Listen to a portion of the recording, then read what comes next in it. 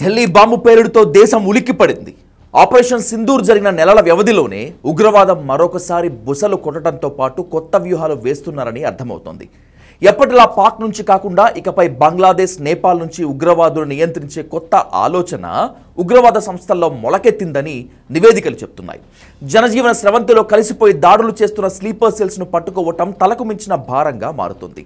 మన పౌరుల్నే ప్రభావితం చేసి సొంత దేశంలో దాడులకు ప్లాన్ చేస్తోంది పాకిస్తాన్. దేశంలోని వివిధ ప్రాంతాల్లో దాడులకు ఉగ్రవాదులు ప్లాన్ చేశారన్న ఇంటెలిజెన్స్ బ్యూరో హెచ్చరికలు దుమారం రేపాయి.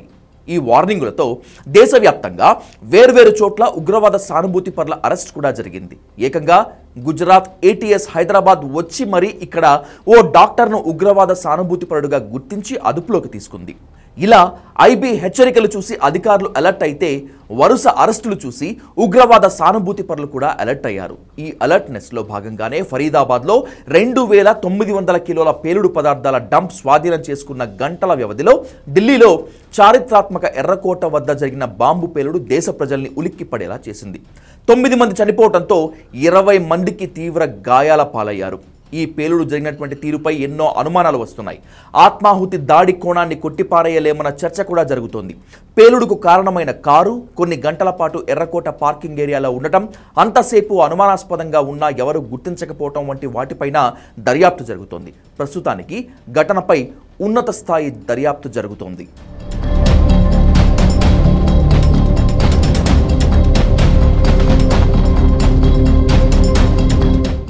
గతంలో ముంబై దాడులు ప్రపంచవ్యాప్తంగా చర్చకు తెరతీశాయి.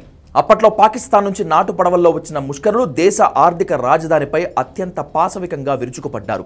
సామాన్యులపై విచక్షణారహితంగా కాల్పులు జరిపారు. కానీ ఇప్పుడు హస్తినలో జరిగిన దాడి తీరేవేరు. ఇక్కడ దాడి చేసింది మన పౌరులే, అది గౌరవనీయమైన వైద్య వృత్తిలో ఉన్నవారు. డాక్టర్లైతే ఎవరికి అనుమానం రాదనే ఉద్దేశంతో తమను ఎన్నుకున్నారని అరెస్ట్ అయిన వారు చెప్పిన సమాచారం అధికారుల్ని షాక్కు గురిచేసింది. దేశవ్యాప్తంగా దాడులకు ప్లాన్ జరుగుతోందని ఐబీ కనిపెట్టేయటం, వెంటనే అరెస్టులు మొదలు కావడంతో చివరకు భారీ డంప్ పట్టుబట్టడంతో కనీస నష్టమైనా కలిగించాలనే కంగారులో ఢిల్లీ దాడి జరిగి ఉంటుందని అనుమానిస్తున్నారు. ఇదేదో ప్రీ ప్లాన్ దాడిలా కాకుండా అప్పటికప్పుడు చేసిన పనిగా చూస్తున్నారు. ఇప్పటిదాకా జరిగిన దాడులకు ఇప్పుడు ఢిల్లీ దాడులకు స్పష్టమైన తేడా ఉందనే వాదన వినిపిస్తోంది. సాధారణంగా ఉగ్రదాడుల్ని పసిగట్టడంలో ఇంటెలిజెన్స్ విఫలమైతే దాడులు జరుగుతాయి. అలా కాకుండా ఇంటెలిజెన్స్ పసిగడితే అసలు దాడులే జరగకుండా చేస్తుంది. కానీ ఇప్పుడు హస్తినలో జరిగింది ఇంతకు ముందెప్పుడూ జరగనిది. ఉగ్రదాడులపై పక్కా సమాచారంతో ఐబీ అప్రమత్తమై హెచ్చరికలు జారీ చేసింది. ఈ హెచ్చరికలకు అనుగుణంగా దేశవ్యాప్తంగా అరెస్టులు కూడా మొదలయ్యాయి.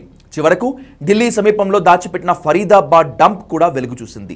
తన సహచరులు పట్టుబట్టం, తమ గుట్టంతా రట్టు కావడంతో తన అరెస్ట్ కూడా తప్పదనే భయంతోటే పెద్ద స్కెచ్ నిర్వీర్యమైందనే ఫ్రస్ట్రేషన్లో ఆకస్మికంగా ఉగ్రదాడి చేయటం ఇదే తొలిసారి.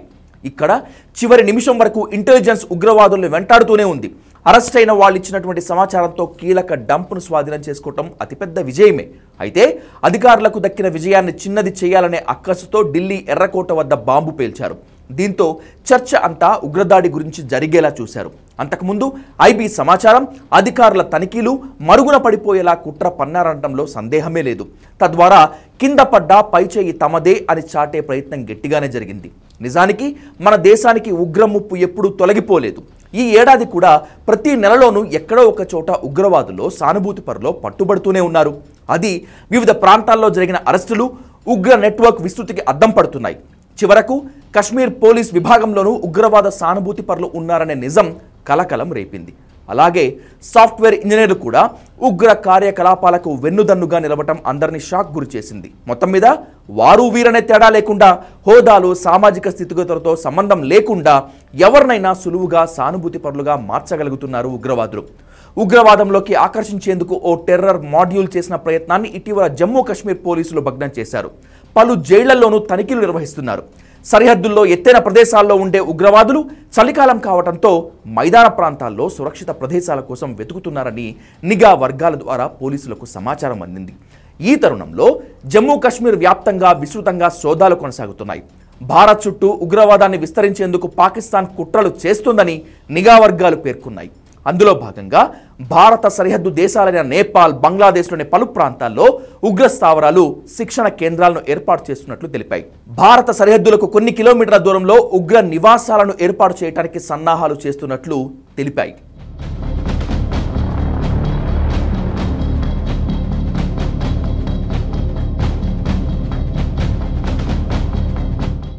ఇంత జరుగుతుంటే మన ఇంటెలిజెన్స్ ఏం చేస్తోందనే ప్రశ్నలు సహజం. మన ఇంటెలిజెన్స్ అసలు పని చేయటం లేదని ఎవరూ అనటం లేదు. చాలా ఉగ్ర కుట్రల్ని ముందుగానే పసిగడుతున్నారనటంలో సందేహం లేదు. కానీ మన సామర్థ్యం మేరకు పనిచేయటం లేదనే విషయంలో భిన్నాభిప్రాయాలున్నాయి. సాంకేతికత బాగా పెరిగిన తర్వాత కూడా ఇంటెలిజెన్స్ సాంప్రదాయ పోకడలు పోతుందా అనే అనుమానాలైతే ఉన్నాయి. ఎప్పటికప్పుడు బయటపడుతున్న మౌలికపరమైన లోపాలే అలాంటి సందేహాలకు తావిస్తున్నాయి. ఇక ఇంటెలిజెన్స్ అంటే కేవలం కొందరినే టార్గెట్ చేసుకోవటం, పాకిస్తాన్తో లింక్ ఉందనే అనుమానం వస్తేనే నిఘా వేస్తామన్నట్లు ఉండకూడదు. క్షేత్రస్థాయిలో ఇంటెలిజెన్స్ నెట్వర్క్ బలంగా ఉండటం అత్యంత కీలకం.